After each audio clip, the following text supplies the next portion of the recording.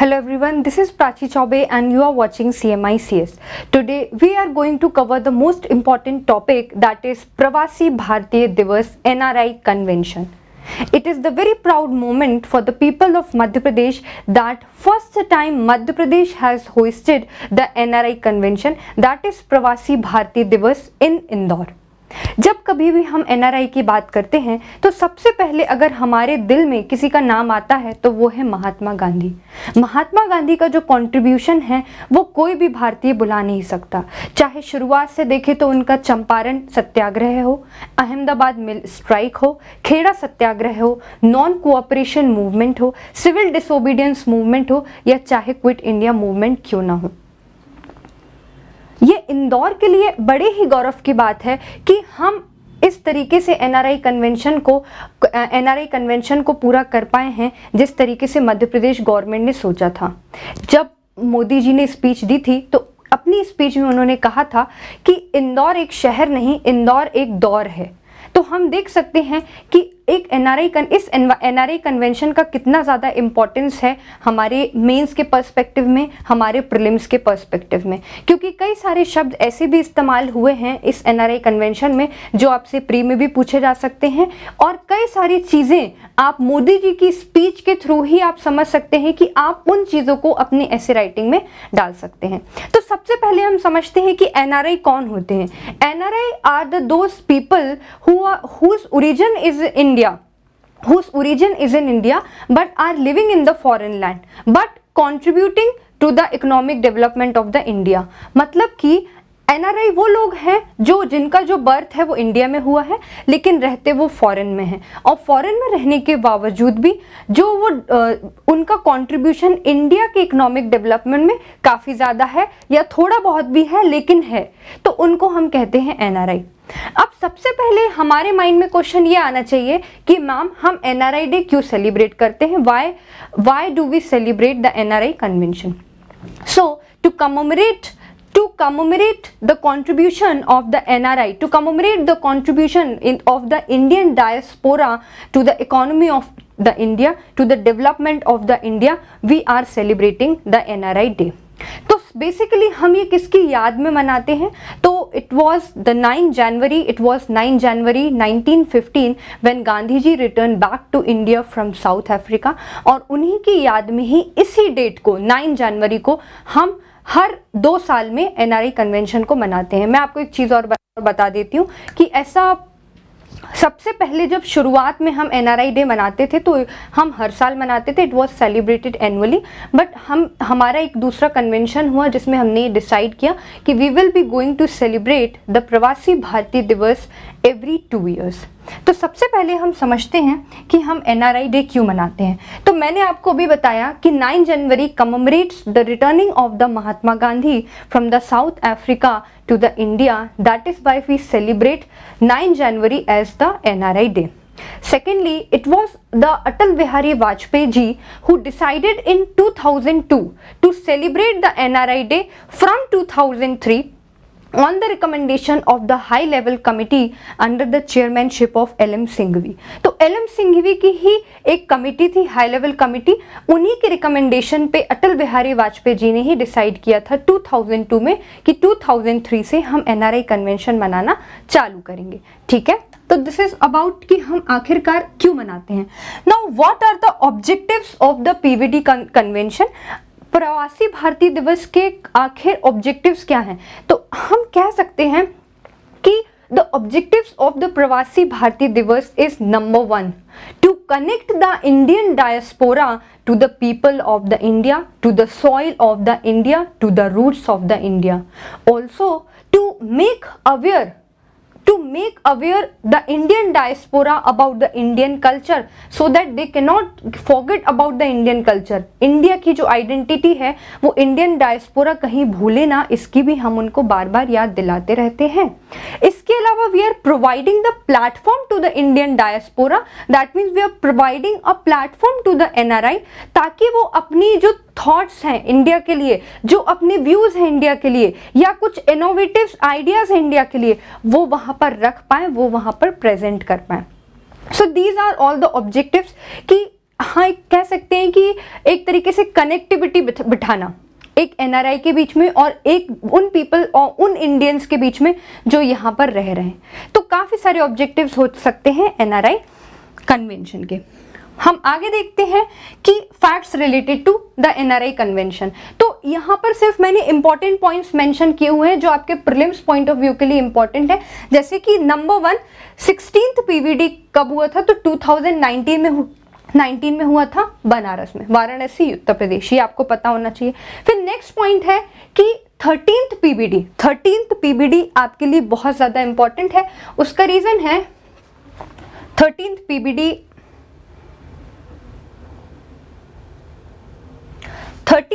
इसलिए इंपॉर्टेंट है because it was 1915 when Gandhi ji returned from South Africa to the India and after 100 years इसके हो गए 2015 में।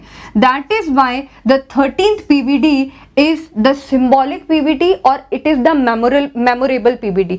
यहाँ पे जो गांधी जी की नेटिव प्लेस है गांधीनगर गुजरात, ये वहाँ पर सेलिब्रेट हुआ था और गांधीनगर गुजरात में ही ये डिसीजन लिया गया था कि now we will be celebrating the NRI day, NRI convention every 2 years। मैंने आपको भी बताया कि शुरुआत में हम सबसे पहले एनआरआई हर साल मनाते थे, बट 2015 में क्योंकि ये 100 years हो चुके थे टोटल, तो 2015 में ये डिसीजन लिया गया कि हम एनआरआई को हर 2 साल में मनाएंगे। अब आप देखिए सबसे इंपॉर्टेंट हमारे सामने आ रहा है द 17th पीबीडी कन्वेंशन 2023 जो 8 to 10 जनवरी को अभी हमारे हाल में मध्य प्रदेश में सेलिब्रेट हुआ, इंदौर में सेलिब्रेट हुआ। तो अब हम उसके बारे में डिस्कस करने वाले हैं कि किस तरीके से मध्य प्रदेश में सेलिब्रेट हुआ है, आखिर कौन वहाँ पे चीफ गेस्ट था और क्या उसकी थीम थी। तो सबसे पहले आपको ये पता होना चाहिए कि एनआरआई डे मध्य प्रदेश में कब से कब तक सेलिब्रेट हुआ है, तो 8 to 10 जनवरी, आपको डेट भी पता होना चाहिए। नेक्स्ट पॉइंट, हमारा जो एनआरआई कन्वेंशन था 17th एनआरआई कन्वेंशन, इसकी थीम क्या थी? तो थीम इसकी थी diaspora reliable partners for India's progress in Amrit Kaal. My dear students, just note the word अमृत काल, it is very important। अमृत काल से आप क्या समझते हैं? अमृत काल बहुत ज़्यादा इंपॉर्टेंट है आपके लिए। आपसे प्री में भी अमृत काल पूछा जा सकता है, आपसे मेंस में भी अमृत काल पूछ सकते हैं, आप मेंस में अमृत काल जैसे वर्ड का यूज़ भी कर सकते हैं। अमृत काल क्या है? तो माननीय हमारे प्रधानमंत्री ji Modi ji, honourable prime minister Modi ji has used this word Amrit Kaal on the eve of 75th day of independence. Amrit Kaal शब्द का उन्होंने प्रयोग किया था सबसे पहले, और उसके बाद हमारी honourable finance minister that is Nirmala Sitharaman ji ने इसके बाद इस वर्ड का प्रयोग किया था इन द बजट 2022-23। ये आपको पता होना चाहिए, ये हाल में ही बजट 2022-23 में यूज किया गया है ये वर्ड। क्या मतलब, क्या निकल रहा है? इस वर्ड का मतलब है, अमृत काल का मतलब है नेक्स्ट 25 ईयर्स। ये आपको पता होना चाहिए। आपसे प्री में क्वेश्चन बन सकता है कि अमृत काल में कितने ईयर्स का प्लेटफॉर्म तैयार किया गया, कितने ईयर्स का रोड मैप तैयार किया गया? 25 ईयर्स, 50 ईयर्स, 75 ईयर्स, 100 ईयर्स। लोगों को लगेगा कि 75th आज़ादी का अमृत महोत्सव चल रहा है तो 75 आंसर होगा, but my dear student always remember Amrit Kaal जो है वो 25 ईयर्स तक का है, नेक्स्ट 25 ईयर्स। कहाँ से आप देखोगे? 2022 से 2022 से नेक्स्ट 25 ईयर्स का जो टाइम पीरियड है that is Amrit Kaal. And government is providing and government is giving much impetus on to the development of the India in every field, whether in the field of infrastructure, whether in the field of economy, whether in the field of education, whether in the field of health. आप कोई भी dimension ले लीजिए, हर dimension में government अपना contribution दे रही है ताकि वहां पर मूव कर सके हम less government to more governance. Is that clear to each and everyone? अब आप देखिए नेक्स्ट पॉइंट, हमारे सबसे इंपॉर्टेंट चीफ गेस्ट कौन थे? तो चीफ गेस्ट के नाम आपको पता होना चाहिए, बहुत ज्यादा इंपॉर्टेंट है। Doctor Irfan Ali, the president of the cooperative Republic of Guyana. ये आपको पता होना चाहिए। देन स्पेशल गेस्ट कौन था, तो आपको ये भी पता होना चाहिए, मिस्टर चंद्रिका प्रसाद संतोखी, जो कि प्रेसिडेंट है कहाँ के, सूरीनाम के। ये दोनों नाम आपको बहुत अच्छे से याद होने चाहिए, क्योंकि वो पूछ सकते हैं कि डॉक्टर इरफान अली किस देश के प्रेसिडेंट है। तो आप कंफ्यूज ना हो, इसलिए आपको पता होना चाहिए ये गुआना के हैं, और मिस्टर चंद्रिका प्रसाद संतोखी हैं, ये आपके सूरीनाम के। अभी आप आगे देखोगे कि डॉक्टर इरफान अली को हमारी जो प्रेसिडेंट हैं द्रौपदी मुर्मू जी, उन्होंने इनको अवार्ड भी प्रेजेंट किया हुआ है। इसके अलावा हम जानेंगे कि 17th पीवीडी कन्वेंशन में मैंने आपको भी बताया, जैसे कि हमारी जो माननीय राष्ट्रपति जी हैं द्रौपदी मुर्मू जी ने 27 एनआरआईज को अवार्ड दिया है, इंक्लूडिंग डॉक्टर इरफान अली। अभी मैं आपको हाल में ही समझा रही थी कि इरफान अली जो हैं इनको भी इन्होंने अवार्ड दिया हुआ है। तो ये भी पूछा जा सकता है कि इनमें से कौन से चीफ गेस्ट थे जिन्हें द्रौपदी मुर्मू जी ने अवार्ड दिया था, तो आपको आंसर पता होना चाहिए। Next point, commemorative postal stamp भी इशू हुआ है। आपको पोस्टल स्टैंप का नाम भी पता होना चाहिए। पोस्टल स्टैंप का नाम है सुरक्षित जाएं सुशिक्षित जाएं।